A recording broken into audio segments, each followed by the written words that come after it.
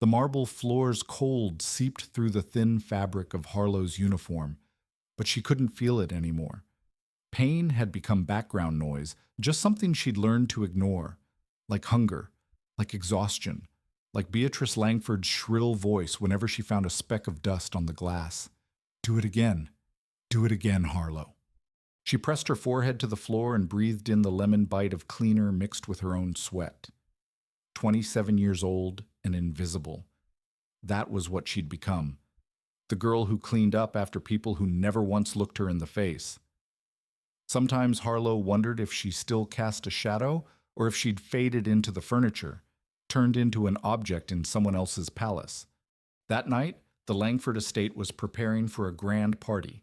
Security was doubled. Men in expensive suits couldn't quite hide the weapons beneath.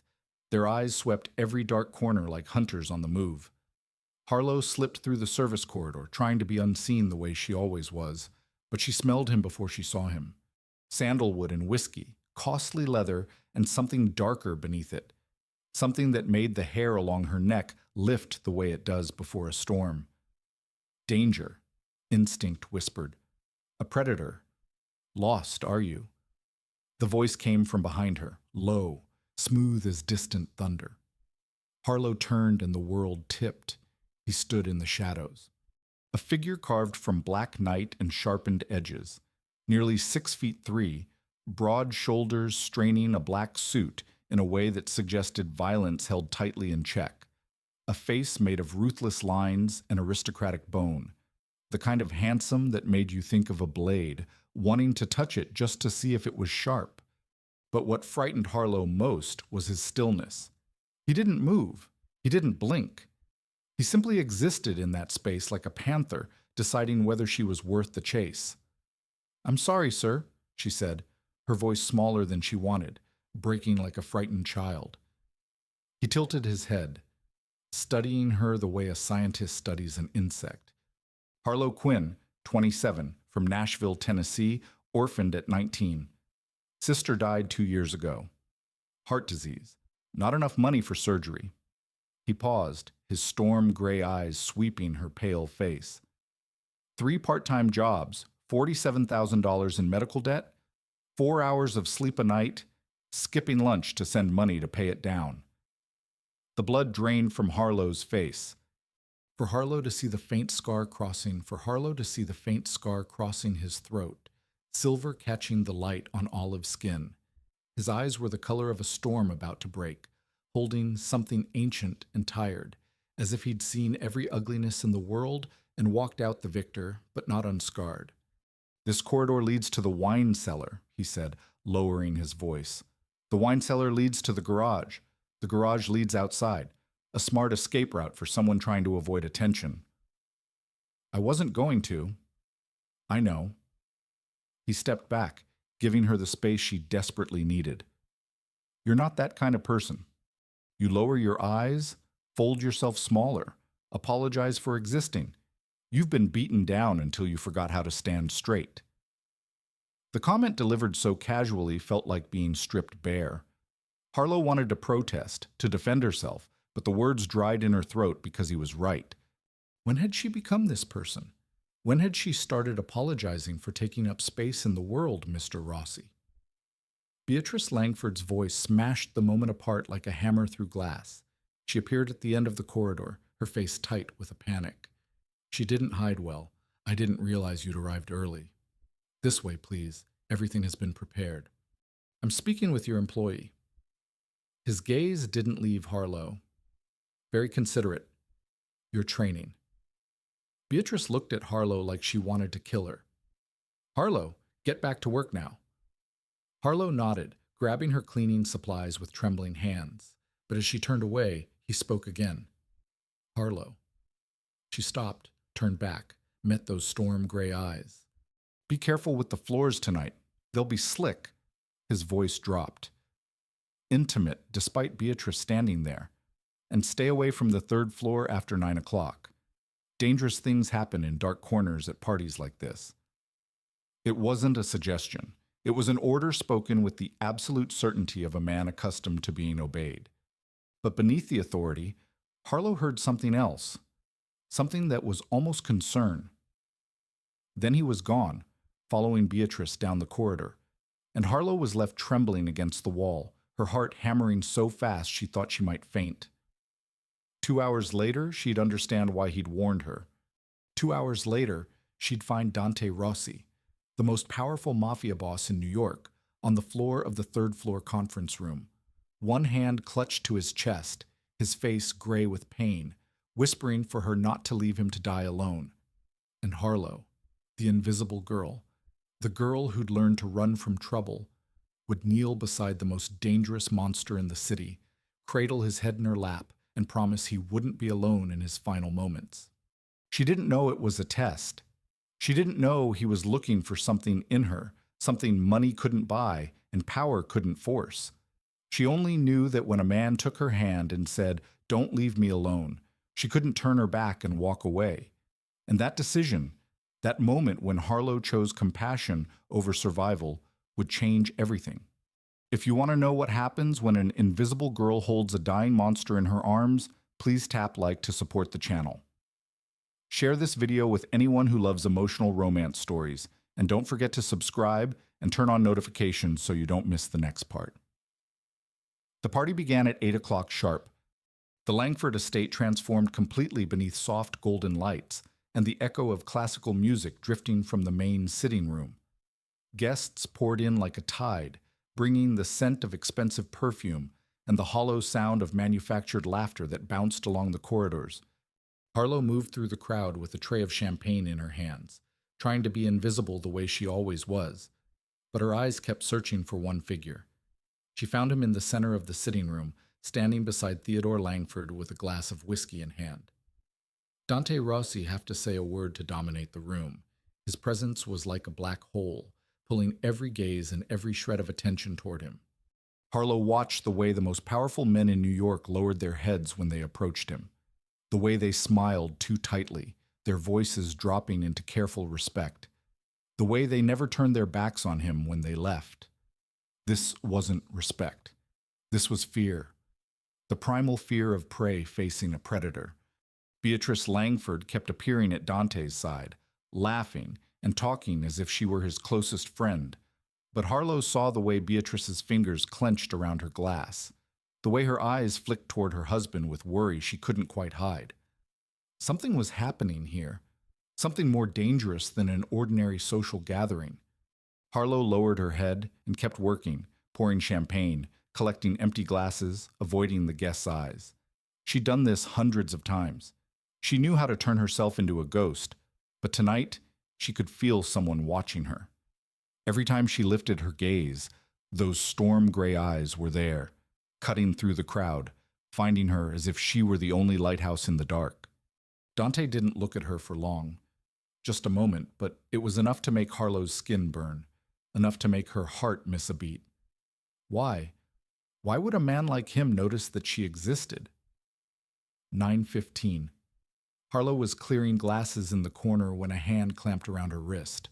Hard. Rough. She turned and saw a middle-aged man, his face flushed from drink, his eyes cloudy with something that made her stomach turn. "Hey, sweetheart." His voice was thick. "Why don't you pour your man a drink?" Harlow tried to pull free, but he tightened his grip. His nails bit into her skin. "Please let go. Let go." He laughed, his breath reeking of alcohol as it hit her face. "I'm not done. How about you take care of me tonight? I'll pay you real well." Harlow felt the looks from around them. No one stepped in. No one cared. She was only a servant, and he was a guest. In this world, she didn't have any value at all. She opened her mouth to call for help, and the air suddenly went cold. The drunk man went pale, his hand falling away from Harlow's wrist as if he'd touched fire. Harlow turned. Dante was standing right behind her. He didn't touch her. He didn't stand too close, but his presence was a wall of steel between her and the drunken man. "Harlan," Dante said, saying the man's name as lightly as if he were speaking to the air. "I hear your company's looking for a very large loan." Harlan swallowed, his face shifting from red to a sickly white. "Mr. Rossi, I was just... You were just harassing an employee at a party I'm attending. Dante never raised his voice. He stayed calm as if he were discussing the weather. I hate men who can't keep their hands to themselves. You understand me? Harlan nodded frantically, backing away sideways like a crab, then vanished into the crowd so fast it was almost a run. Harlow stood there, her heart stuttering, her wrists still marked with red. She lifted her eyes to Dante. He didn't look back at her. His gaze stayed fixed on the place Harlan had disappeared, cold and distant, as if what had just happened wasn't worth remembering. Then he walked away. Not a word, not a glance, as if Harlow didn't exist. But she knew the truth. He'd saved her. The most powerful man in the room, the man who made all of New York tremble, had just protected an unknown maid without needing her to beg. Why? The question burned in Harlow's mind as she watched his back disappear into the crowd. She didn't know that in a few hours she'd have her answer, and that answer would change her life forever. 9:45. Beside her, lips pressed into a thin line beside her, lips pressed into a thin line of hatred. Harlow. Her voice was ice. Go to the 3rd floor now. The conference room needs to be cleaned before the private meeting begins. Harlow went rigid. The 3rd floor, the exact place Dante had warned her to stay away from after 9 o'clock. Ma'am, I thought Sophia was assigned to that area tonight. Sophia's busy. Beatrice cut in, her eyes narrowing with something poisonous. You go and don't let anyone see you lingering in the corridor. In clean. Out. Understand? Harlow wanted to refuse. Wanted to say she couldn't. But when she looked into Beatrice's cold eyes, she knew resistance was pointless. This woman could fire her for a wrong glance, and Harlow couldn't afford to lose this job, not when she still owed $47,000 in her sister's medical bills. Yes, ma'am. She lowered her head, hiding the fear crawling up her spine.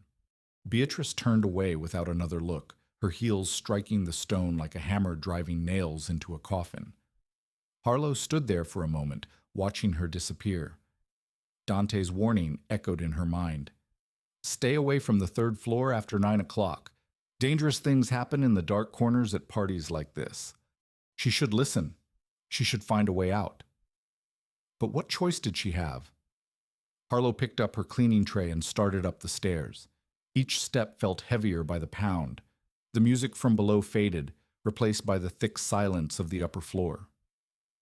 The corridor lights on the 3rd level were dimmer than on the others, casting long shadows on the walls like fingers beckoning her closer. Harlow felt the hair rise on the back of her neck. Something was wrong. The air up here was different, heavier, more suffocating, as if the walls themselves were holding their breath, waiting for something to happen. She stopped at the conference room door. Inside was pitch black, not a sound. Maybe the room was empty. Maybe she only needed to go in, clean quickly, and leave. Nothing to be afraid of. Harlow took a deep breath, pushed the door open, and stepped inside. Her hand searched for the light switch on the wall. The lights flared on, and the world stopped. Dante Rossi was on the floor. His body was curled tight, one hand clutching his chest, the other reaching out as if trying to grab hold of something. His face had gone gray, drained of blood, sweat slick across his forehead. Those gray eyes that were usually storm cold were wide now, filled with pain and fear. Help! His voice was nothing but a torn whisper. Help me! Harlow's tray slipped from her hands and crashed to the floor with a sharp, shattering clang. She stood there, feet nailed in place, her heart battering against her ribs. This was Dante Rossi, the most powerful mafia boss in New York, the man who made the entire city tremble, and he was lying on the floor, dying right in front of her. Run! Survival screamed inside Harlow's head. This isn't yours. This is a world of guns and blood, of shadow wars she couldn't begin to understand. If she got involved, she would die. Run, call someone, pretend you didn't see anything. But then those gray eyes found her. And in Dante's gaze, Harlow didn't see a ruthless mafia boss. She saw a man who was afraid, who was alone, who was dying in the dark with no one beside him. And that image split her heart open because she'd seen that look before in Lila's eyes, her sister's. 2 years ago on a hospital bed when Lila took her hand and whispered in a weak, fading voice, "Don't leave me alone, sis. Will you stay with me?" Harlow had stayed. She'd held Lila's hand until her final breath. She'd held her when her heart stopped beating. And now, looking into the eyes of a stranger on the floor, she couldn't walk away. She couldn't walk away. Harlow's legs moved before her mind could give the order. She rushed to Dante, dropped to her knees on the cold floor, and placed shaking hands on his shoulder. "Mr. Rossi, can you hear me? I'm calling an ambulance right now." She started to rise to find her phone, and his hand clamped onto her wrist so hard she couldn't move. His gray eyes locked on hers, clouded with pain, yet still sharp enough to deliver a command. "No." His voice was ragged like shattered glass. "No hospital. Don't call anyone." "But they'll kill me there."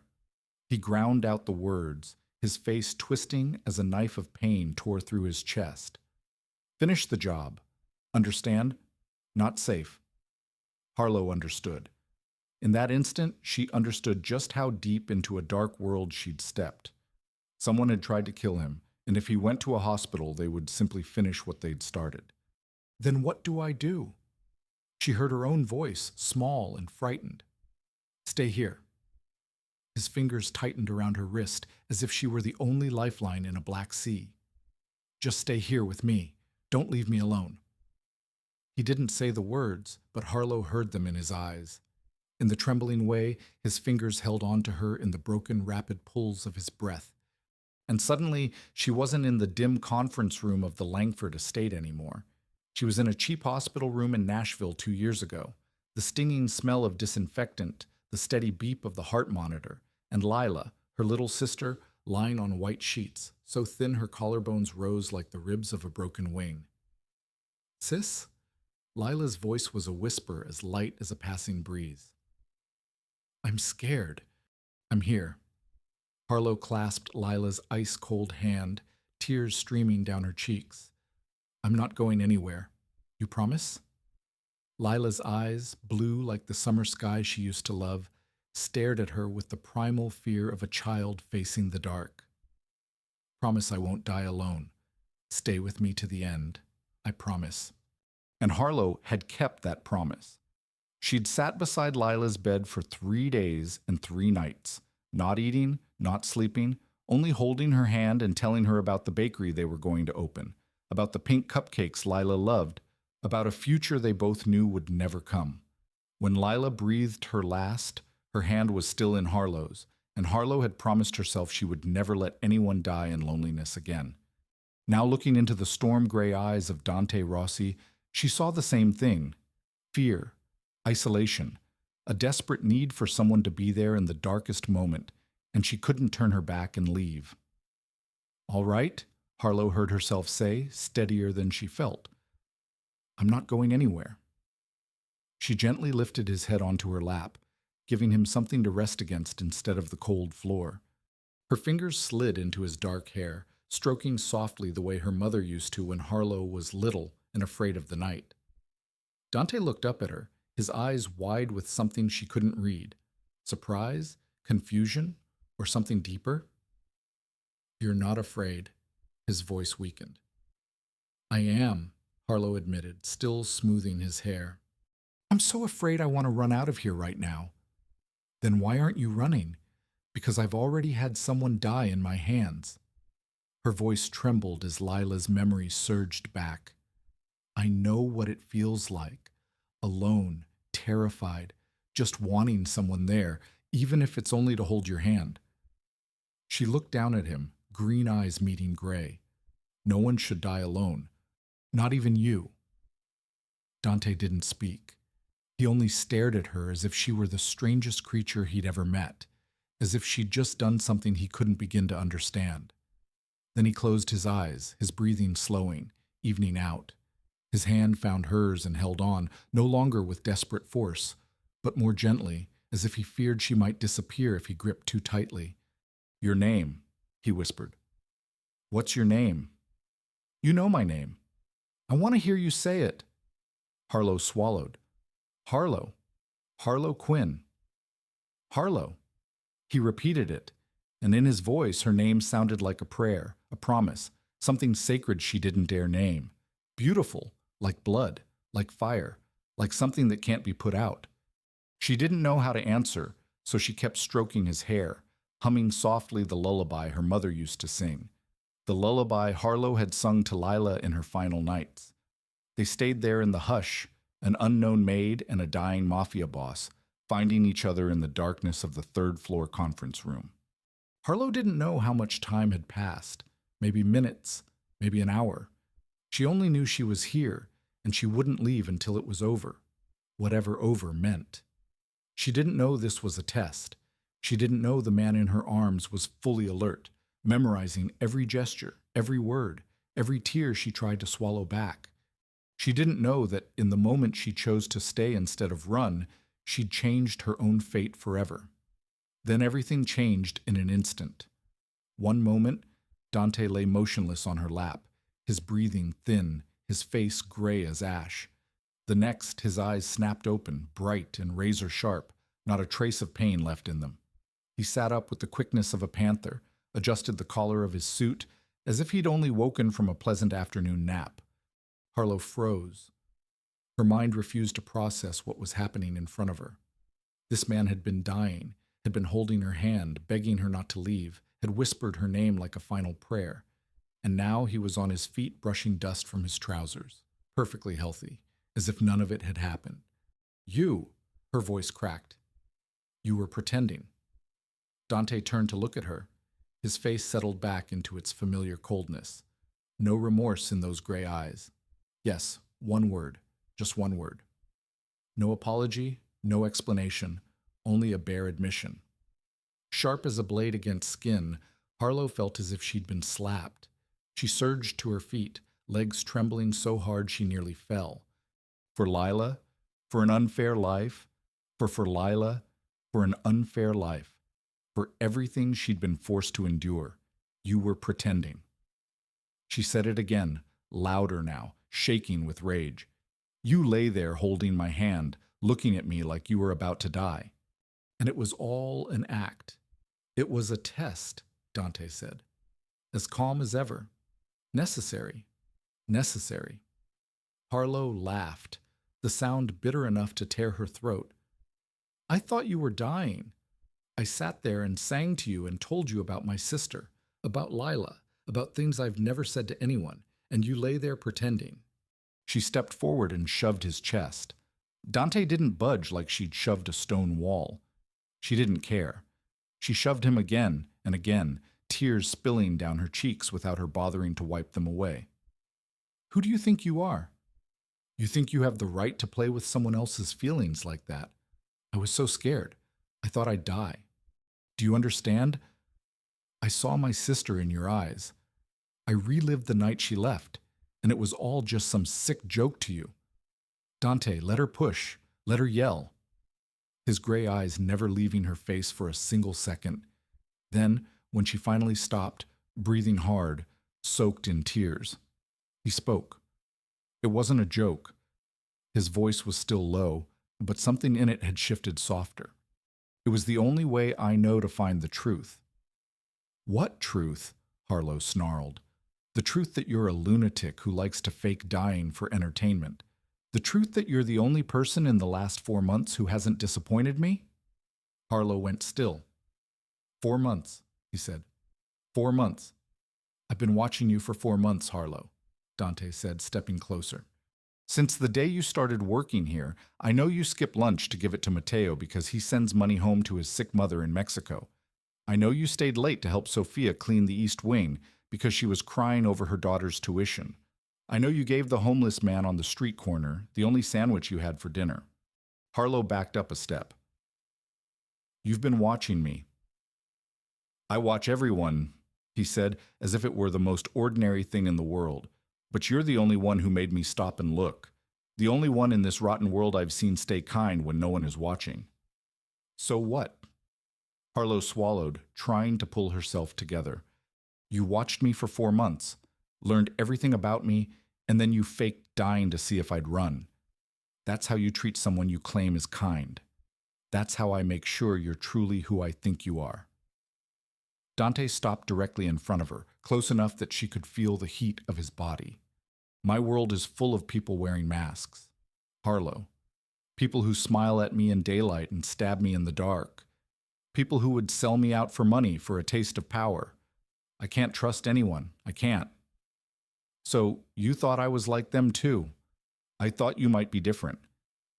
And for the first time, Harlow heard something in his voice she hadn't recognized before. Weariness, loneliness, hunger. But I had to be sure. I had to know that when I truly needed someone, when everything collapsed, you wouldn't run. "And now you know," Harlow said, her voice bitter. "I stayed. I held you. I sang to you like an idiot. Are you satisfied now?" Dante looked at her, his gray eyes deep as the ocean. "No. No. There's one more thing I want to ask you." His voice changed again, and something in it stole Harlow's breath. "One question that will change everything for you and for me. I want to marry you. 6 words." Only 6 words, and Harlow's world stopped spinning. She stood there with her mouth open, her mind refusing to process what she just heard. She had to have misheard him. She had to. This man had just faked dying to test her, had just admitted he'd been watching her for 4 months, and now he wanted to marry her. "You heard me," Dante said, as if he could read her thoughts. "I want you to be my wife. You're insane." It was the first thing Harlow managed to say. "You're completely, absolutely, incurably insane." "Maybe," he agreed, not the slightest bit offended. "But I still want to marry you." Harlow laughed, the sound sharp as shattered glass. "We just met. Truly met. I mean, not you lurking in the shadows, watching me like some creep. You don't know anything about me. I know you give your lunch away even when your stomach is burning with hunger." Dante stepped closer, his voice lowering. "I know you keep Lila's cupcake recipe in your wallet, even though you haven't dared make it again since the day she died. I know you cry in the bathroom every anniversary of her death, then wipe your face and come back out to work like nothing happened. I know you dream of a small bakery, but you buried that dream with your sister because you think you don't deserve to be happy when she isn't here." Each sentence was a needle, piercing the armor Harlow had built for years. She backed up until her shoulders hit the wall. Nowhere left to go. "Stop," she whispered. "Please stop. I know you, Harlow." Dante stopped directly in front of her, gray eyes locked on hers, not from a file or a report. "I know you from 4 months of watching you live, watching you fight, watching you fall and stand back up. You're the kindest person I've ever met in this rotten world." "So what?" Harlow asked, her voice shaking. "You found a kind person, and now you want to own her. Lock her in a golden cage so you can stare at her." "No." Dante shook his head. "I want someone truly beside me, not because of my money, my power, or because they're afraid of me, but because they genuinely want to be there." He lifted his hand, his fingertips brushing her cheek, so light Harlow almost thought she'd imagined it. "I'm tired, Harlow. Tired of guessing who will betray me next. Tired of smiling faces with knives behind their backs. Tired of being alone in rooms full of people." "You're Dante Rossi," Harlow said, as if the name explained everything. "You could have anyone. Beautiful women, rich women, powerful women. Why me? A penniless maid, because those women would run when they saw me dying on the floor." Dante answered, bitterness roughening his voice. "They'd call their lawyers to ask about my will before they called an ambulance. They'd calculate how much my death would be worth to them." He looked at her, and in those storm gray eyes, Harlow saw something she hadn't expected. Sincerity, hurt, a loneliness so deep it made her chest ache. "But you knelt down and held me." His voice dropped. "You sang to me. You promised I wouldn't die alone. You gave me something no one has ever given me in my 36 years. Unconditional compassion." Harlow didn't know what to say. She stood there with her back against the wall, heart skittering, her mind spinning with questions that had no answers. I need time. She finally managed to think, to understand what's happening. You have until midnight, Dante said, his voice returning to its familiar chill. The garden behind the estate, the fountain. Go there and give me your answer. And if I say no, then I'll let you go, he said. And Harlow was shocked to hear the sincerity in his voice. I'll erase your debt, find you a better job, a decent apartment, and I'll disappear from your life as if I'd never existed. Why? Harlow asked, unable to understand. Why be kind to me if I refuse you? Because you deserve a choice, Dante said. And for the first time, she saw the corner of his mouth lift into a sad smile. Your whole life, you've never been allowed to choose anything, always shoved into a corner by circumstances, always forced to accept whatever life throws in your face. I won't be one more person who forces you. He turned and walked toward the door. Midnight, Harlow. The fountain. Don't be late. The door closed behind him, leaving Harlow alone in the conference room with a million thoughts spiraling through her head. She looked at the clock on the wall. 10:15. She had less than 2 hours to make a decision that would change her entire life, marry a mafia boss, or walk away with freedom and a new life. Insane. All of it was insane.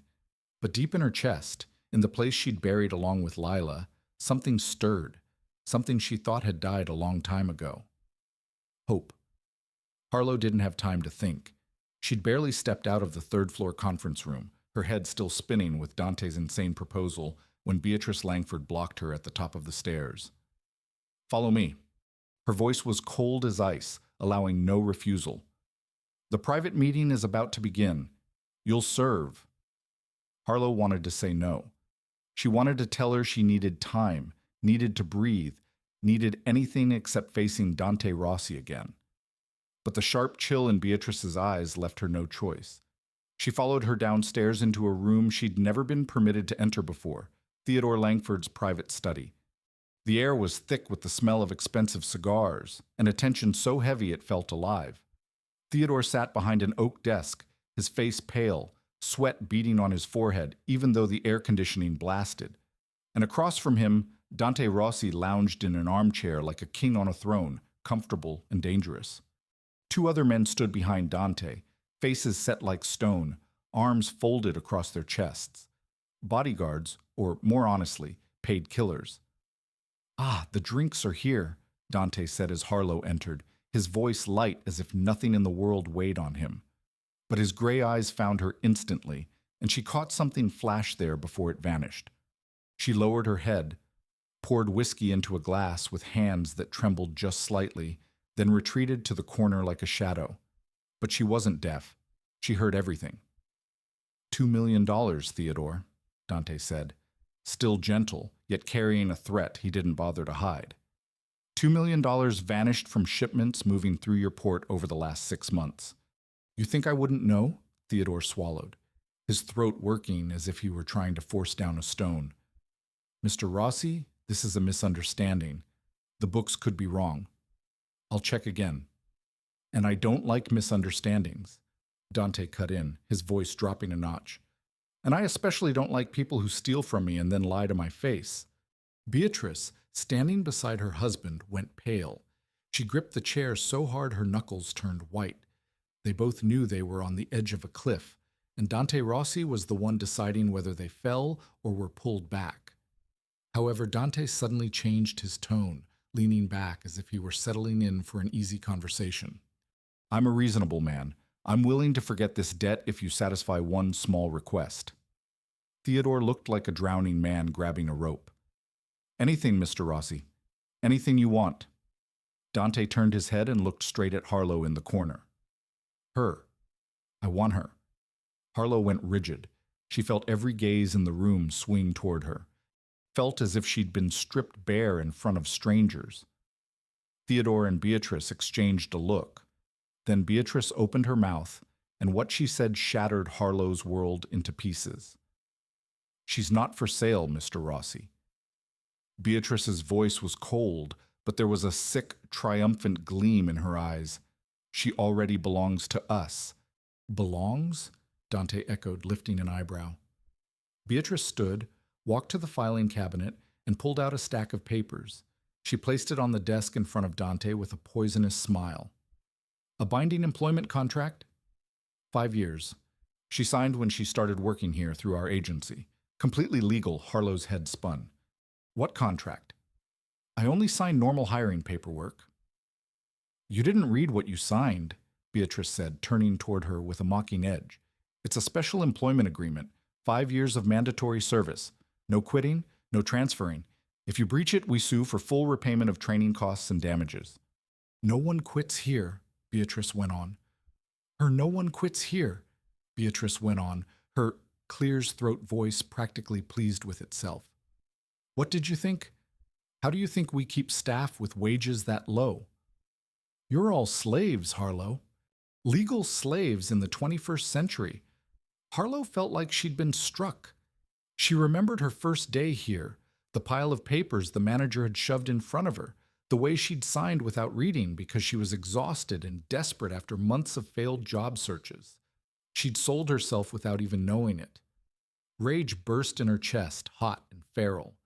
Rage at Beatrice and Theodore for their cruel fraud. Rage at the system that allowed it. But more than anything, rage at herself for being foolish, for believing life would ever offer her a fair chance. You, she managed, her voice shaking with fury. You've kept me trapped for the past 6 months and never said a word. Why would we say anything? Beatrice shrugged. You work well. Quiet. Obedient. No complaints. The perfect slave. Harlow wanted to scream, wanted to lunge forward and tear the mask off Beatrice's face, wanted to smash this room and everything it represented, but she couldn't because she had no power, no money, no one on her side. She was just an unknown girl caught in a trap she hadn't even known existed. And just when she thought it couldn't get worse, Dante Rossi stood up, picked up the contract, and tore it in half right in front of them all. The rip of tearing paper cracked through the silent room like thunder. Beatrice screamed and lunged toward Dante, as if she could snatch the pieces back, but one of his 2 bodyguards only had to take a single step forward, and she stopped short, as if she'd hit an invisible wall. Dante kept tearing, calm and unhurried, shredding the contract into scraps that drifted to the floor like snow. You don't have the right to do that. Theodore shot to his feet, his face flushed red. That's a legal document. That's trash. Dante cut in, his voice cold as ice. And you should be worried about things that matter more, Theodore, like the $2 million you owe me and your life. Theodore went white and collapsed back into his chair as if the bones had been pulled from him. Beatrice stood there with her mouth open, staring at the scraps scattered across the floor as if she were looking at the ashes of an empire she'd spent years building. Dante turned to Harlow. She was still standing there, feet nailed to the floor, her mind blank, unable to process what had just happened. He walked toward her and stopped directly in front of her, gray eyes fixed on hers. You're free. Those 2 words hit Harlow harder than any punch. Free. She wasn't a slave anymore. She wasn't trapped by a contract she hadn't even known she'd signed. She didn't have to bow her head to Beatrice Langford or anyone else in this house. I'm not buying you, Harlow. Dante went on, lowering his voice so only she could hear. I'm setting you free. No conditions, no strings. Walk out that door and you're a free woman. She stared at him, not understanding. Then what about your offer? It still stands, he said. But now it's your choice. Completely your choice. He stepped back, giving her room to breathe. You can walk away and never look back. I'll keep my promise. Wipe out your debt. Find you a new job, a decent apartment. You'll start over clean with nothing hanging over you. He paused, and Harlow saw something flicker in his gray eyes so quick she wasn't sure she hadn't imagined it. Or you can come to the fountain at midnight and choose me. Harlow stood there, her heart running wild, her thoughts spinning. Too much had happened in one night. The test, the proposal, the truth about the slavery contract. And now freedom, real freedom, handed to her by a man she couldn't begin to understand. I need. She swallowed. I need time. You have until midnight. Dante nodded. Go think. Decide. Harlow didn't need to hear more. She turned and ran. Ran through the door, ran down the corridor, ran out into the garden where moonlight poured like liquid silver. She stopped beside an ancient tree and pressed her back to its rough bark, gasping as if she'd sprinted a marathon. The night air was cool, wind lifting her hair, but she couldn't feel anything except the violent beat of her own heart. Free. She was free. But free to do what? To keep living the life she'd lived for 27 years, alone, exhausted, invisible. Or to step into Dante Rossi's world full of danger and uncertainty, yet also the first place where someone had truly seen her. She lifted her face to the night sky, searching for an answer in the stars. But the stars said nothing. They only glittered in silence, as if Lila were watching her from somewhere impossibly far away. What would you do, Lila? She whispered into the dark. What would you choose? 58 Harlow stood at the edge of the flower garden, looking toward the fountain a few dozen yards away. And Dante was there alone. He stood with, and Dante was there alone. He stood with his back to her, staring up at the night sky as if he were searching for something in the stars. His shoulders were slightly rounded, no longer straight as a sword the way they'd been when she saw him at the party. His hands were shoved into his pockets, and something in the way he stood made Harlow's heart tighten. For the first time, Dante Rossi looked vulnerable, like an ordinary man waiting for the most important answer of his life, not sure whether that answer would be yes or no. Harlow took a deep breath and stepped forward. Her heels clicked on the stone path, and Dante turned. Storm-gray eyes found her in the darkness, and she saw something flicker there. Relief, hope, or something deeper she didn't dare name. You came, he said, his voice low, but Harlow heard the surprise beneath it. I wasn't sure you would. I wasn't sure either, she admitted, stopping a few steps away. For the last 2 hours, I've thought of 100 reasons not to come here. And I'm still here. Dante didn't speak. He only watched her, waiting, giving her the room to say what she needed to say. Harlow looked down at her hands, fingers laced together with tension. I've been asking myself one question all night, she said, her voice quiet but steady. When was the last time someone truly saw me? Not looked through me like I'm furniture, not looked at me like I'm a tool to use, but actually saw me. She lifted her head, green eyes meeting gray, and I realized the answer is tonight. You're the first person who's seen me in the last 2 years. Dante stayed silent, but Harlow saw his jaw tighten, saw his fingers curl hard inside his pockets. You know I give my lunch to Matteo, she went on. You know I cry on Lila's anniversary. You know I'm scared and lonely and exhausted.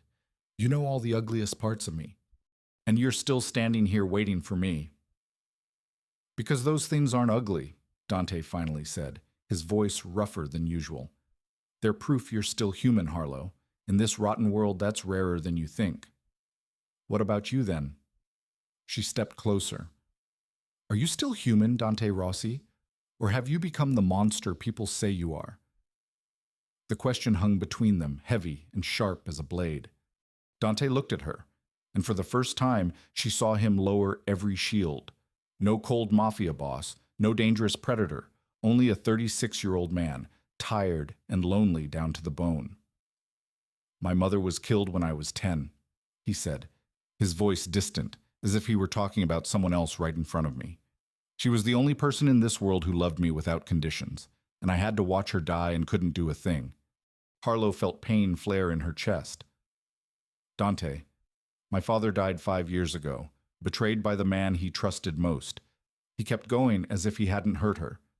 After that, I didn't trust anyone. I couldn't, because every time I trust, I lose something that matters. He looked at her, and in those storm-gay eyes, Harlow saw the pain he'd hidden for 26 years. I don't know if I'm still human, Harlow. I've done terrible things. I've killed people. I've destroyed the lives of anyone who stood against me. I'm a monster, just like they say.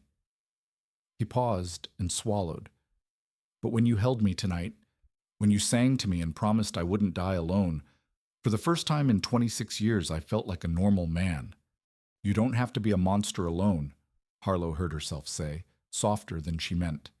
No one should be that lonely, not even you. So, what's your answer? Dante asked, his voice trembling slightly despite his effort to control it. Will you stay with the monster, or will you walk away? Harlow looked at him, at the man who'd faked dying to test her, who'd watched her for 4 months, who'd torn up the slavery contract and handed her freedom without demanding anything in return. Insane. All of it was insane. But her whole life had been a chain of insane things, and at least this time she had the right to choose her own madness. Yes, she said, and the word came out softer than she expected. My answer is yes. Dante went still for a beat, as if he didn't believe what he'd heard. Then he stepped forward, closing the distance until only inches remained. His hand rose, fingers brushing her cheek, gentle as if he were afraid she might shatter. Are you sure? He whispered. Because once you're mine, I'll never let you go. I'm sure, Harlow said, leaning into his palm. I choose you, Dante Rossi. Monster or not. He kissed her soft at first, as if he were asking permission, as if he still couldn't believe she was truly there. Then, when Harlow lifted her hands and wrapped them around his neck, pulling him closer, the kiss deepened, hotter, more desperate. They stood beneath the moon beside the murmuring fountain. Two lonely souls who had finally found each other. And when they broke apart, Dante whispered into her hair, We're going to Vegas tonight. We'll get married before dawn, before you can change your mind. Harlow laughed. And for the first time in 2 years, it rose from somewhere deep in her chest, real and unguarded. I won't change my mind. Good. He kissed her forehead, because neither will I. Dante's private jet was waiting at a private airfield just 20 minutes from the Langford estate. Harlow climbed the stairs, her legs still trembling, because she couldn't quite believe what was happening. She was on her way to Vegas to marry a Mafia boss she'd met only hours ago. The plane's interior was so luxurious, it made her dizzy. Cream-colored leather seats, glossy walnut paneling, soft golden lights that made the cabin feel like the living room of a 5-star hotel. Dante placed a hand on the small of her back and guided her toward the rear cabin. There are clothes in there, he said, his voice gentler than she'd heard from him before. Shower, change, rest. The flight is about 4 hours. Harlow wanted to ask how he already had clothes for her, but then she remembered he'd been watching her for 4 months. He probably even knew her shoe size. The thought should have frightened her, but strangely it brought a feeling of being cared for, something she'd been without for far too long. The private cabin was small, but fully appointed, a double bed dressed in white sheets, a marble bathroom, and on the bed a black garment bag. Harlow unzipped it, and her breath caught in her throat. Inside was an ivory silk dress. Simple, but perfectly elegant.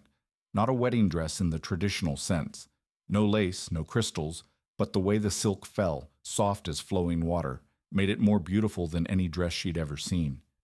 She showered quickly, letting the hot water carry away the sweat and the strain of the long night. When she looked in the mirror, she saw a different woman. Not the exhausted maid in a wrinkled uniform, someone brighter, someone with hope in her eyes. Harlow slipped into the dress, startled by how it fit, as if it had been tailored. She left her hair down. Natural, no makeup because she didn't know how. But when she looked again, she thought maybe that was enough. Maybe she didn't have to be anyone but herself. When she stepped out of the cabin, Dante was sitting in his seat, staring out the window at the endless stretch of night sky. He turned at the sound of her footsteps, and Harlow saw his gray eyes widen, saw the way he swallowed as if she'd stolen his breath. Beautiful, he said. Just one word. But the way he said it made her cheeks burn. I knew you'd be beautiful. But this... He shook his head as if he couldn't find words that were big enough. Harlow sat in the seat across from him, her hand smoothing the silk over her thigh without thinking. They were quiet for a moment, but it wasn't an uncomfortable silence. It was the silence of two people learning how to exist in the same space. Tell me about your mother, Harlow said at last. Not how she died. how she lived. Dante looked at her, surprised by the question. Then he leaned back, his gray eyes going distant, as if he were staring into memory. She liked to cook, he said, his voice softer than Harlow had ever heard. Every Sunday she made pasta from scratch, even though we had a private chef. She said, "Cooking with your hands is a way to show love without words." He paused and swallowed. She used to sing when she cooked old Italian songs I didn't understand, but I still remember the melody sometimes in the middle of the night when I can't sleep. I still hear her voice in my head. Tears rose in Harlow's eyes, not because she pied him, but because she understood. She understood what it was to miss someone so much you could still hear them in your dreams. Lila loved baking, she said, her voice trembling slightly. She dreamed about opening a small bakery in Nashville near our old house. She planned everything from the paint color on the walls to the menu. Strawberry cupcakes were her signature because they were the first thing she ever learned to make. Harlow paused and drew a careful breath. After she died, I couldn't look at cupcakes anymore. I couldn't smell strawberries without wanting to cry. I buried her dream with her because I thought I didn't deserve to live it when she wasn't here. Dante reached across and took her hand. His palm was warm and steady, anchoring her to the present. "Maybe you're wrong," he said. "Maybe living that dream is how Lila still exists, through you, through what you bake." Harlow looked at him and saw the sincerity in his gray eyes, and she understood that this was why she'd said yes. Not because he was rich or powerful, but because he understood. He understood her pain in a way no one else ever had. They talked through the rest of the flight, sharing pieces of the past they'd never shown anyone. Dante told her about his father, about harshness and crushing expectations, about how he learned to become a monster to survive. Harlow told him about the years after their parents died, about dropping out of school to work and support Lila, about nights she cried alone because she didn't know what tomorrow would bring. When the plane landed in Vegas, dawn was breaking on the horizon, painting the sky a breathtaking pink and orange. The small chapel Dante chose wasn't the loud kind with neon and a fake Elvis. It was elegant, dressed in white flowers and candlelight, the faint scent of leaves floating in the air. The officiant was an older man with a kind smile who didn't ask many questions and didn't judge. It was only the two of them in that small room, two strangers about to bind their lives together. The ceremony moved quickly, traditional vows filling the quiet space. But when it came time for the rings, Harlow realized Dante's hand was trembling. The hands that had killed, the hands that had built an empire, the hands that didn't fear anything were trembling now as he slid the platinum band onto her finger. "Dante," she whispered soft enough that only he could hear. He looked up, and in those gray eyes she saw fear. Not fear of death or enemies, fear of losing her, fear that this was only a dream and he would wake alone the way he always had. She lifted her hand and cupped his cheek. "I'm here," she said. "I'm not going anywhere." The officiant declared them husband and wife, and Dante kissed her beneath the first light of their new dawn. When they stepped out of the chapel, hand in hand, Harlow looked down at the ring glittering on her finger and thought that maybe, just maybe, life was giving her the second chance she'd never dared to dream of. The Rossi estate sat on top of a hill outside New York, a modern structure of glass and gray stone that looked more like a fortress than a home. When the black limousine rolled through the massive iron gate, Harlow counted at least 12 guards posted along the drive, each one carrying weapons they didn't bother to hide. Security cameras were mounted everywhere, electronic eyes that never slept. She tightened her grip on Dante's hand, and he seemed to sense her unease, his fingers weaving through hers, warm and steady. "Security here is the strictest in the city," Dante said as calmly as if he were describing the weather. 10-foot walls, bulletproof glass, an alarm system linked directly to my rapid response team. The safe room in the basement can withstand a bomb. "Do you need all of this?" Harlow asked, trying to keep her voice steady even as her heart raced. "I need you safe," he answered simply. "That's all that matters." The car stopped at the main entrance, where a middle-aged woman was already waiting on the steps. Her silver hair was pinned neatly into a bun, her face kind and lined in the way of someone who smiled often, and her warm brown eyes brightened when she saw Dante step out. "My son," she said, her voice full of love. "You're finally home." Dante hugged her, a real embrace, not the cold, social kind Harlow had seen him give other people. "Elena, this is Harlow, my wife." Elena turned to Harlow, her brown eyes sweeping over her from head to toe. But unlike the judging look Harlow had learned to endure, Elena's gaze carried curiosity and something like hope. "Wife," she repeated as if she needed to hear the word again to believe it. Then she smiled, a radiant smile that lit her whole face. "Lord have mercy. Finally, girl, you've done what I've been praying for 10 years. You got this stubborn boy to open his heart." She stepped forward and wrapped Harlow in a hug, and Harlow stood there, stunned, unsure how to respond. How long had it been since someone held her like this? Not Lila's last fragile embrace, but the warm, sheltering hug of an older woman, motherly and safe. "Welcome home, Harlow," Elena whispered into her ear. "Home." The word echoed in Harlow's mind as Elena guided her inside. The mansion was enormous, but not as cold as Harlow expected. Fresh flowers were everywhere, red and white roses arranged in crystal vases, their scent soft in the air. Late afternoon sunlight poured through tall glass windows, laying warm bands of light across the oak floors. "Dante doesn't like flowers," Elena murmured to Harlow as they passed the sitting room. "But I keep putting them out anyway. A house needs flowers to have a soul. And now this house has you. I think it'll finally have a real spirit."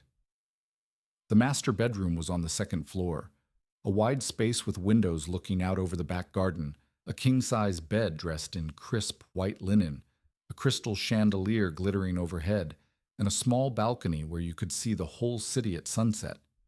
Harlow stood in the middle of the room and suddenly felt small, out of place.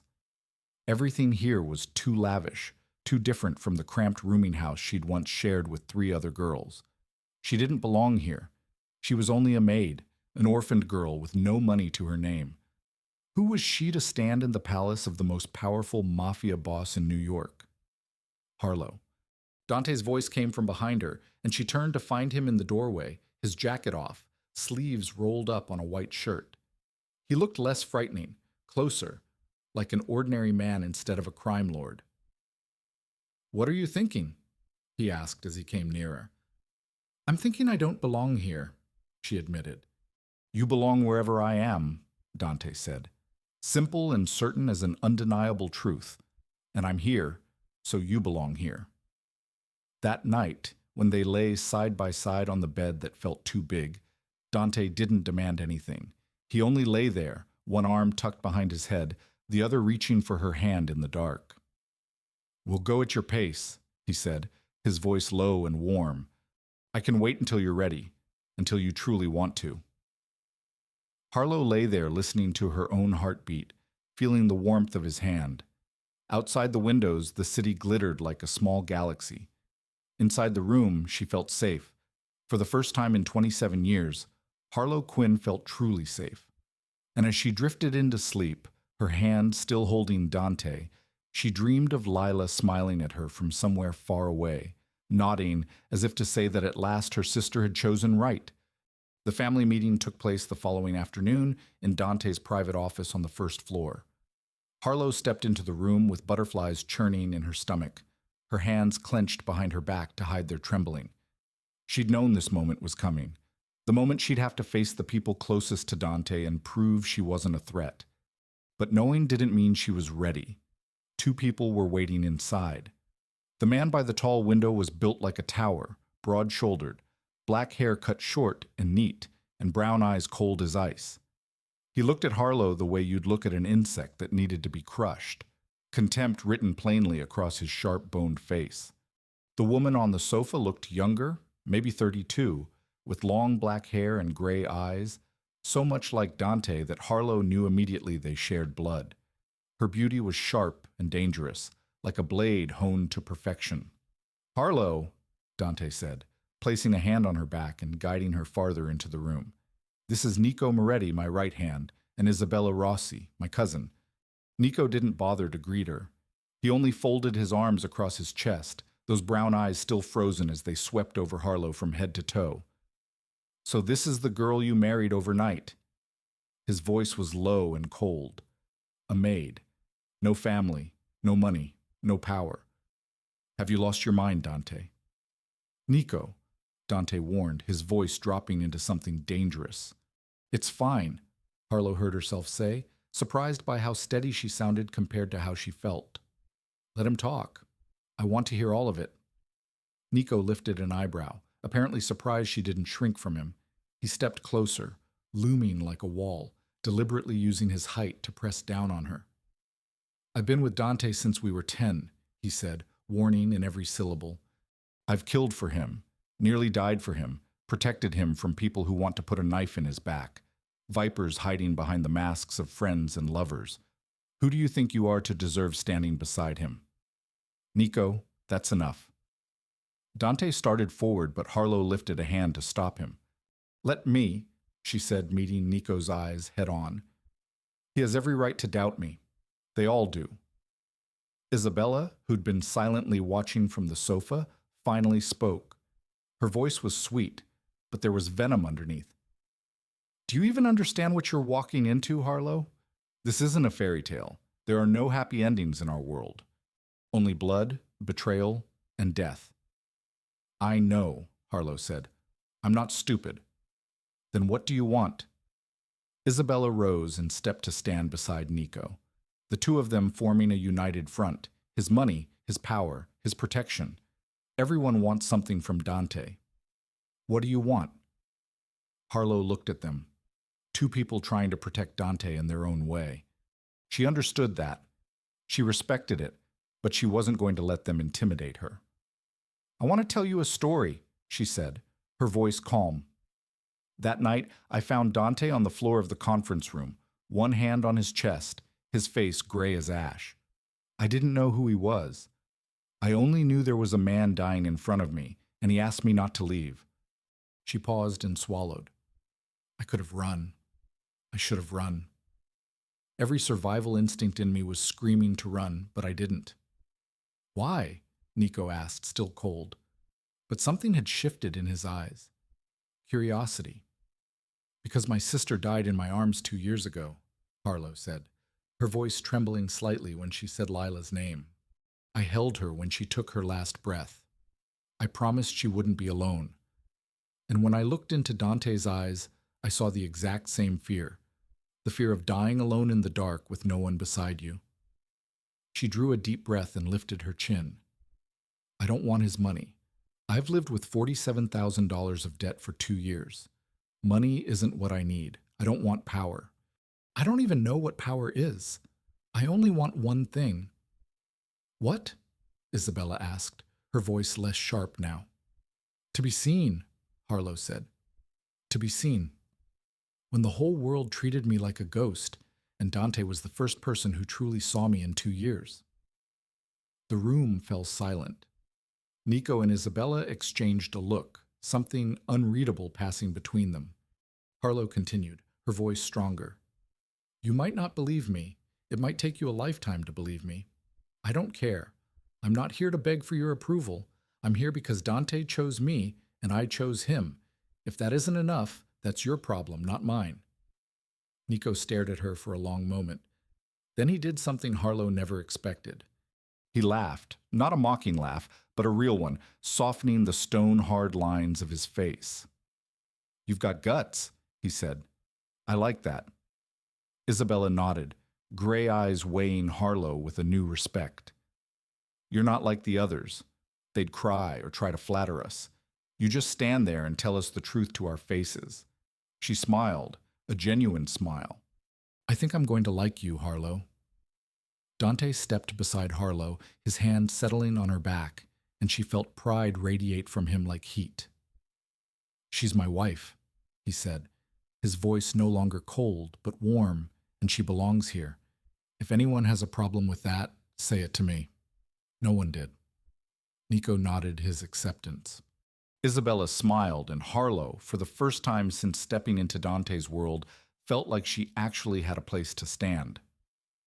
2 weeks passed like a dream Harlow didn't want to wake from, and each day she learned a little more about her new life, her new home, and the mysterious husband she was still trying to understand. Dante wasn't a man of flowery words, but he showed love through small acts she was learning to recognize. In the mornings, he always rose first to make her coffee, exactly the way she liked it, even though she'd never said a thing. At night, no matter how late he came home, he always stopped by her room before he slept, just to make sure she was all right. He bought her books, the novels she used to sneak read in the bookstore because she didn't have the money to buy them. He left white roses in her room every day, even though Elena said he hated flowers. Small gestures, wordless, yet saying more than any confession ever could. Harlow learned to care for him in her own way. 2. She stayed up waiting on the nights he came home late, leaving a light meal ready in his office. She learned to read the fatigue on his face, to know when to speak and when to let silence do its work. She learned to brush his hair when he lay with his head in her lap, and he would close his eyes with a peace she'd never seen in anyone. They shared a bed every night, but Dante kept his promise. He didn't demand anything. He only held her hand in the dark, sometimes pulling her into his arms when nightmares made her jolt awake. His patience moved Harlow, but it also made her begin to want more. That night, Dante came home close to midnight. Harlow was sitting on the bed reading when she heard the door, and when she looked up, she saw him in the doorway, pale, his shirt wrinkled, looking like he'd just climbed out of hell. Harlow set her book aside and stood, worried, asking what was wrong. But he didn't answer right away.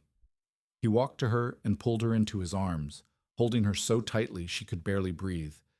And she felt his heart racing beneath the fabric, felt the faint tremor in his body as if he were forcing something down. She called his name again, softer, asking him to tell her. And finally, he said someone wanted him dead.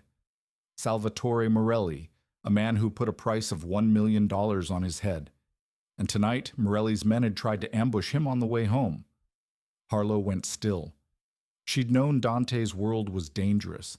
She'd known he had enemies, but hearing him say it made everything terrifyingly real. She asked if he was hurt, her hands moving over him to search for wounds. And he caught her hands and stopped her, saying he was fine. Nico had handled it, but he needed her to know that life beside him would never be safe. There would always be people who wanted him dead. Danger would always be waiting.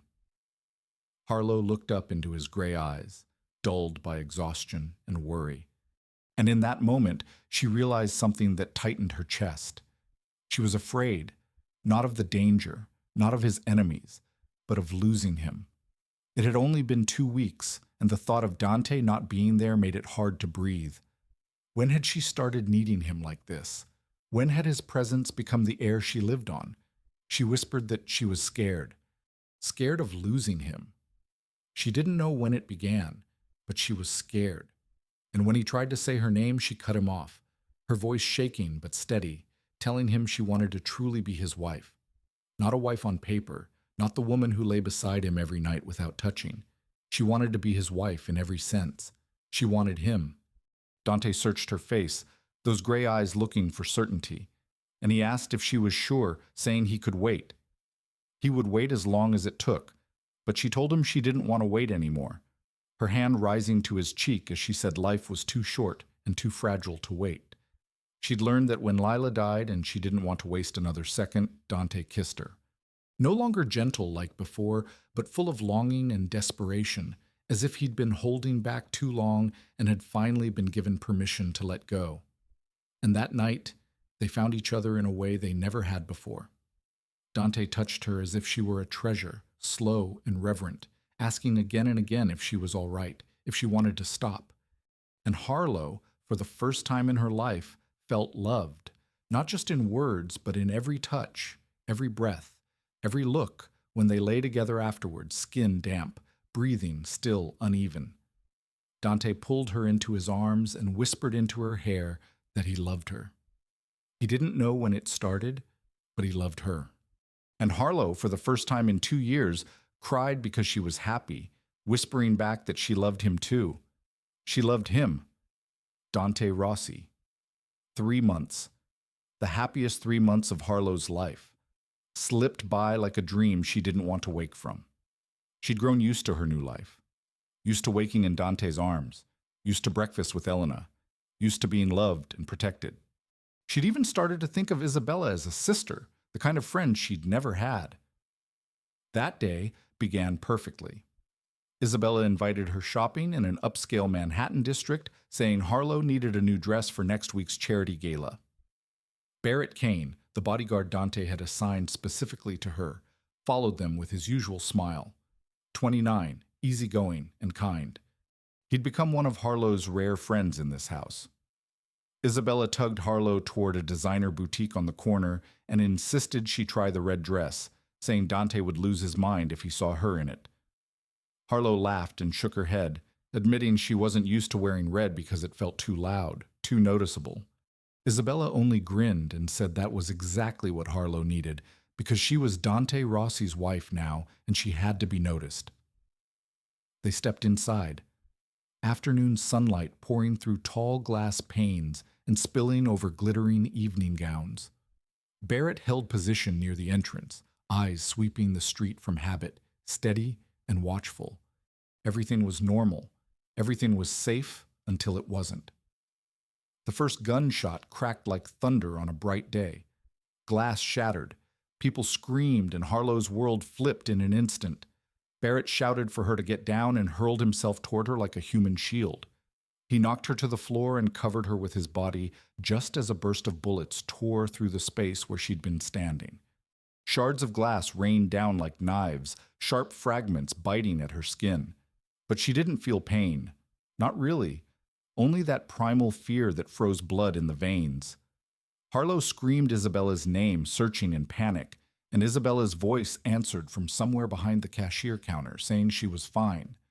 Isabella had drawn a gun from her purse and was firing back through the ruined storefront. The gunfire kept erupting, deafening and unreal. Barrett lay over Harlow, one arm wrapped around her, the other hand firing toward the attackers. Harlow felt something warm and wet soaking into her clothes, and when she looked down, she saw blood, Barrett's blood. She cried out his name and tried to push him off so she could see the wound, but he clenched his jaw. Face turned pale with pain and told her to stay still, not to move. That backup was coming. Everything felt like a nightmare. Gunshots, glass breaking, the screams of shoppers scattering in terror.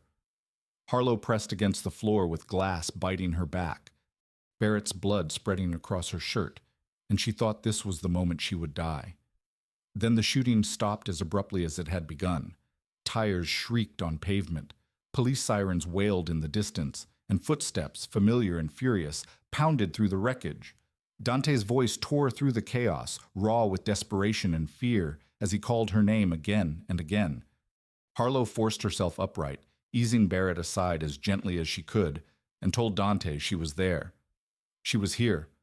Dante appeared amid shattered glass and overturned displays, his face white as paper, his gray eyes gone wild with a terror she'd never seen in him before. He dropped to his knees beside her, hands shaking as he checked her inch by inch for wounds, demanding to know if she was hurt, if the blood was hers. Harlow grabbed his hands and tried to steady him, telling him, no, it wasn't her blood, it was Barrett's. Barrett had covered her. Barrett had. Dante's gaze snapped to Barrett on the floor, blood running from a wound in his shoulder and hip. Nico was already there, pressing hard against the injuries while calling for an ambulance. Nico said Barrett would be okay. The bullets hadn't hit anything vital, but he needed a hospital now. Dante nodded once, then turned back to Harlow. And for the first time since she'd known him, she saw him cry. Not sobbing, not breaking apart, just silent tears slipping down his cheeks as he pulled her into his arms and held her so tight she could barely breathe. He whispered into her hair that he thought he'd lost her, that when he got the call, when he heard there was a shooting, he thought she was gone. Harlow held him back, and her own tears finally came, telling him she was here. She was still here. She wasn't going anywhere. Then Dante's voice hardened, shifting from fear to a cold, lethal rage. As he said it was Morelli, that these were Morelli's men, that Morelli had dared to touch her, he released her and stood, and Harlow saw the change in his eyes. The gentle husband who held her hand at night vanished. This was Dante Rossi, the Mafia boss, the monster New York feared. He said he would kill Morelli, that he would burn Morelli's entire empire to ash. Harlow got to her feet and caught his hand. She told him to look at her. When he did, she saw the storm of fury in his gray eyes. She told him she didn't need revenge. She needed him safe. She needed him with her. She needed him not to do something reckless. Dante stared at her for a long moment, then drew a deep breath and pulled her close again. He promised it would never happen again. He swore no one would be allowed to touch her again, even if he had to burn this entire city to the ground.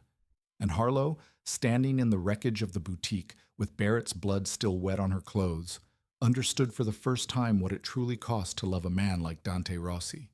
But she didn't regret it. Even if she had to live inside danger, even if she had to face people who wanted her dead, she would still choose him because he was her home, and she wouldn't let anyone steal her home from her again. The meeting of the Mafia families was held 2 weeks after the attack at an upscale restaurant in Midtown Manhattan that Dante owned. It was the annual gathering where the most powerful bosses in New York sat down together to divide territory, settle disputes, and keep the fragile balance of the underworld from collapsing. And this year, Dante wanted Harlow to come with him. "You don't have to do this," Dante said as she stood before the mirror in the dressing room, staring at the reflection of a woman she barely recognized. "I can go alone. No one is forcing you to face Morelli after what he did. It's because of what he did that I have to go." Harlow answered calmer than she felt. "If I hide at home, he'll think I'm afraid. And I'm not afraid." She wore the red dress Isabella had chosen, blood-red silk hugging her body, falling to the floor like running water. The Rossi color, the color of power, passion, and war. The first time she wore it, she didn't feel out of place anymore. She felt like it belonged to her. Dante stepped behind her and opened a black velvet box. Inside was a classic set of diamond jewelry, a necklace and earrings, the stones glittering under the light like frozen tears. "My mother's," he said as he fastened the necklace around her throat with a gentleness that didn't match his reputation. "She wore them on her wedding day, and now they're yours." Harlow touched the cold diamonds against her chest and felt their weight, the weight of history and meaning. "I'll be worthy of them," she said, meeting Dante's eyes in the mirror. "I promise." The restaurant had been closed off for the meeting, security so tight that even the air seemed tense. When Harlow entered beside Dante, every gaze in the room turned toward her. 12 of the most powerful bosses in New York sat around an enormous round table, each accompanied by bodyguards and wives or mistresses, and all of them were judging her, measuring her, passing silent verdicts. Dante led her to the seat at the head of the table, the place belonging to the most powerful person in the room. She sat beside him, spine straight, chin lifted, her face giving nothing away, even as her heart hammered in her chest. "Ladies and gentlemen," Dante began, his voice carrying through the room, "before we start, I want to make an official introduction." Hoarse clears throat. "This is Harlow Rossi, my wife." Silence. Then laughter broke out from the far end of the table. Salvatore Morelli, 45, with a soft, heavy face and eyes as poisonous as a snake's, laughed as if he'd just heard the greatest joke of the century. "Wife," he said, dripping contempt. "Rossi, are you kidding me? I heard you married a maid, but I didn't believe it was true." "Who is she? Is she here to serve us drinks tonight?" A few snickers rose from men aligned with Morelli. Harlow felt heat rush into her face, felt shame and anger boiling in her chest, but she didn't bow her head. She didn't run. Lila had taught her there were moments when you had to stand, even if your legs were shaking. Dante's jaw tightened, rage flashing across his face as if he were about to speak. But Harlow placed a hand on his arm and stopped him. "Let me," she murmured, and then she stood. The room went still, every eye fixed on her, waiting. Morelli was still smiling, expecting her to cry, to flee, the way weak women always did when he played his games. He was wrong, mister. Morelli, Harlow began, her voice calm and steady enough to surprise even herself. You're right. I used to be a servant. I used to kneel on the floor and scrub for men like you. I used to lower my eyes. I used to apologize for existing. I used to be invisible in this world. She paused and let her words settle. But do you know what, Mr. Morelli? While I was on my knees cleaning floors, I learned how to watch. I learned how to recognize who's kind and who's a venomous snake. I learned how to survive in a world that never gave me anything. She stepped forward, and Morelli's smile began to fade. And I also learned how to recognize a coward. A man who needs guns to attack a woman shopping because he doesn't have the courage to face her husband directly. A man who has to humiliate others just to feel taller. She stopped in front of him, Clear's throat, staring straight into those snake eyes without flinching. My bodyguard Barrett Kane almost died shielding me from bullets. He spent 2 weeks in the hospital, went through 3 surgeries, and he'll carry those scars for the rest of his life. Because of you, because you're too weak to do anything except attack women. Morelli's face reened, his hand curling into a fist. You dare? I do. Harlow cut in, her voice sharp as a blade. I dare to stand here, look the man who tried to kill me in the eyes and tell him he doesn't scare me. You want to call me a maid? Go ahead. But you will respect my position because I'm Harlow Rossi, Dante Rossi's wife, and any move against me will be answered as a move against the entire Rossi family. She turned and looked at the other bosses in the room, one by one. That applies to everyone here.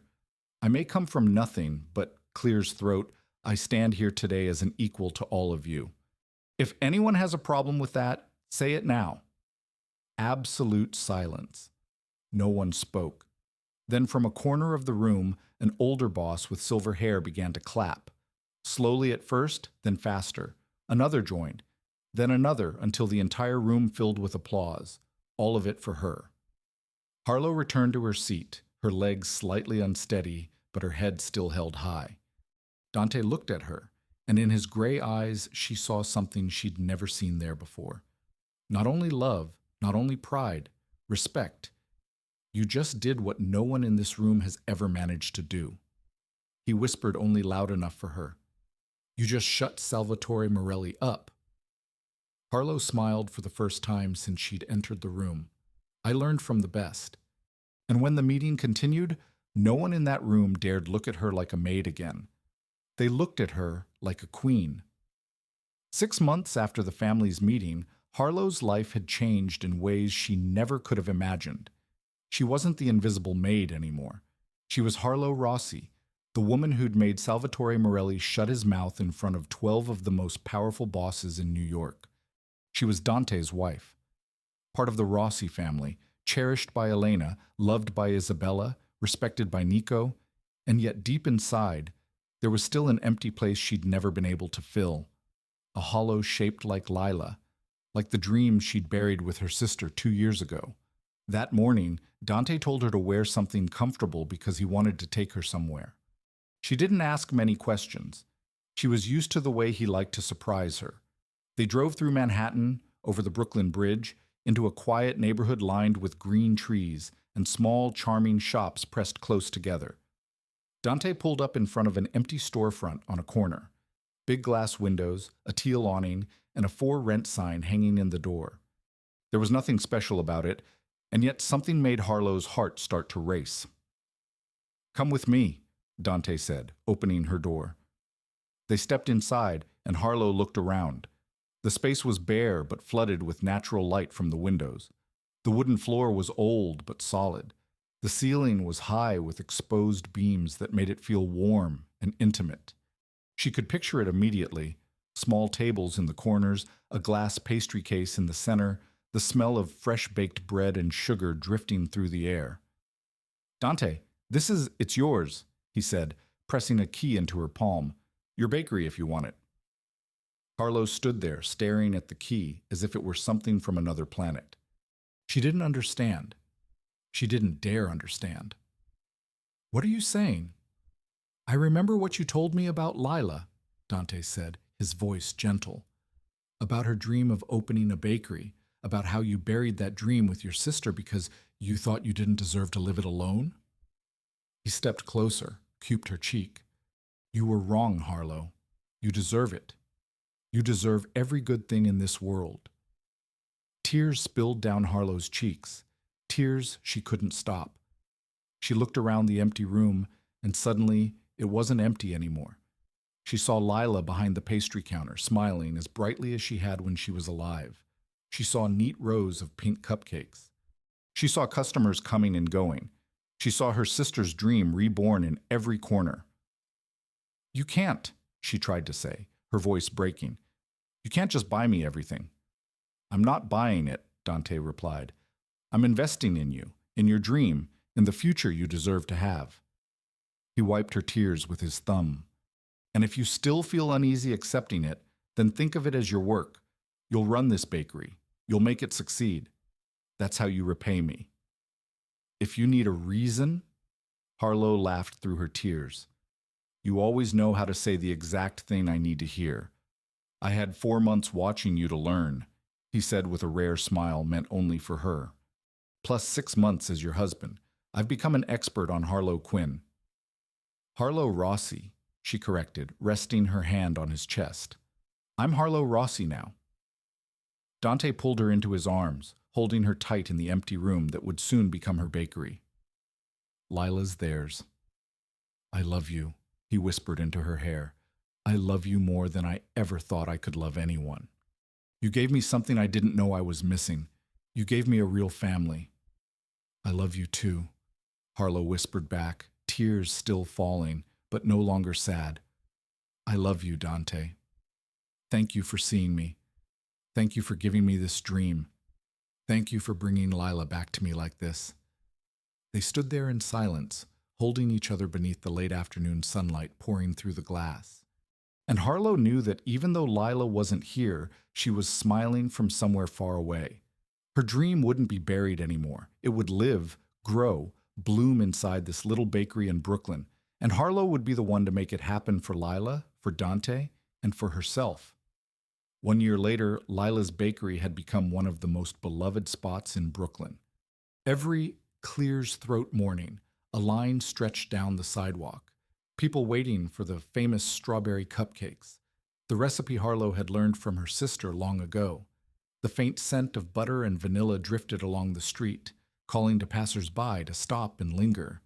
And Harlow, the woman who once knelt on a cold floor, scrubbing marble in the Langford estate, now stood behind her pastry counter with a bright smile, her hands dusted with flour, her heart full of happiness. That afternoon, after closing, the shop. Harlow drove back to the Rossi estate. She still wasn't used to calling it home, even though she'd lived there for more than a year. But every time she passed through the iron gates, every time she saw the warm lights glowing in the windows, she knew this was where she belonged. Dante was waiting in the living room, sitting on the sofa with a glass of whiskey in his hand, his gaze distant as he looked out the window. He turned when he heard her footsteps, and a smile spread across his face as if she were sunlight after a long day of rain.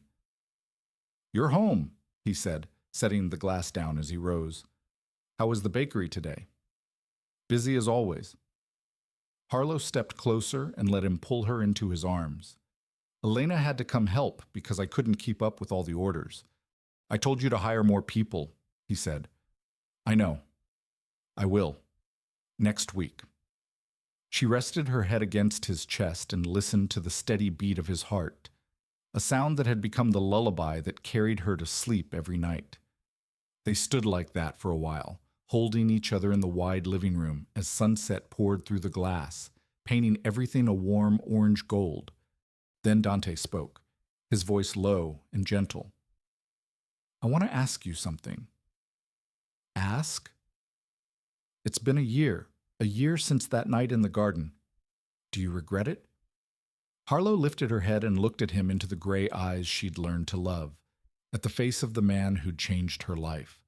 Not for a second, she answered, steady as stone. Even if I could go back to that moment 1,000 times, I'd still choose you. Every time. Always. Dante kissed her soft and tender, as if they had an entire lifetime to kiss, and there was no need to rush. That night, lying in his arms, Harlow stared at the ceiling and let her thoughts drift like water. A year ago, she'd been an invisible girl, kneeling on a cold floor, believing she didn't deserve anything good. She'd lost her parents, lost Lila, lost every scrap of hope. She'd thought life was nothing but surviving one day to the next, nothing more. Then a man had pretended to be dying on a conference room floor, gripped her hand, and begged her not to leave, and she had stayed. That choice, that moment when she chose compassion over survival, had changed everything. It had led her to Dante, to love, to the family she never believed she'd have. It had given her Lila's bakery, given her the chance to live her sister's dream. It had given her a home not made of brick and mortar, but made of hearts that loved her without conditions. Harlow turned and looked at Dante sleeping beside her, his face peaceful as a child's. No longer the feared Mafia boss New York trembled at. To her, he was just Dante, the man who saw her when the world treated her like a ghost, the man who gave her freedom and then asked her to choose him, the man who loved her with every scar and shadow she carried, her monster, her husband, her home forever. Harlow and Dante's story teaches us that sometimes the best things come from the most unexpected places, that compassion can change a destiny, that everyone deserves to be loved and truly seen no matter where they come from, and that in a world that can be cruel, keeping a kind heart is the greatest strength a person can possess. If this story touched your heart, please hit the subscribe button and turn on notifications so you won't miss moving stories every day. Please hit like and share this video with the people you love. We'd truly love to know how you feel about this story. Have you ever felt invisible like Harlow? Do you believe in the power of compassion? Leave a comment and share what's in your heart. We'll read every line and cherish every single one. Thank you for staying with us until the very end. Wishing everyone watching this video good health, a joyful life, and peaceful days filled with comfort. Goodbye, and we'll see you again in the next video.